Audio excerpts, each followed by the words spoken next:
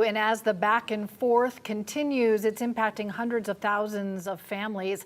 A live look at the world's busiest airport, where there are more than 1,000 security agents and air traffic controllers who are federal employees and now impacted by today's shutdown.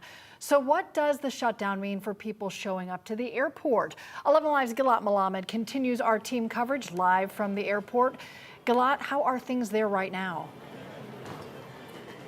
The TSA agent I spoke to said for travelers, at least, it's business as usual here today. This security line is proof of that. He says the longer a shutdown goes on, however, the more challenging it becomes for agents to come to work and not get paid.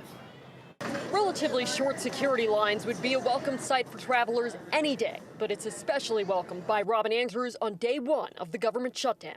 Just a little concerned with the time delay, thinking that some of the TSA agents might not be coming to work if they're not getting paid, because that wouldn't be a great thing. I wouldn't come to work if I wasn't getting paid. Essential federal employees like air traffic controllers and TSA agents are on the job, but without pay. Andrews was just dropping off relatives today. She hopes lawmakers can reach a deal before she has to fly next Friday.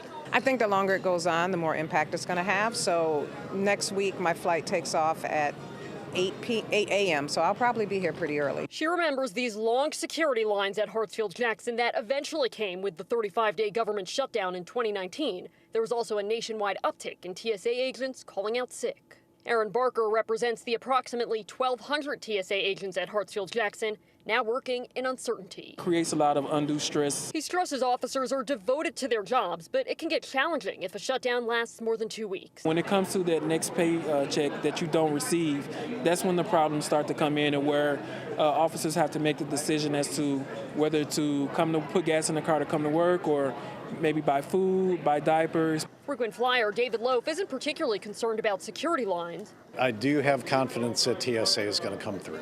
He does worry, though, about the shutdown overall. I'm more concerned about government employees that are going to be affected and the knock-on to the economy.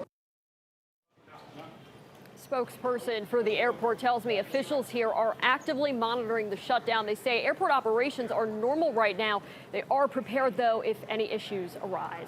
Live in Atlanta, Gilad Malamed, 11 Alive News. Gilad, thank you. Thinking about everybody there working today without getting a paycheck. And Gilad mentioned a sick call out in a shutdown in the past.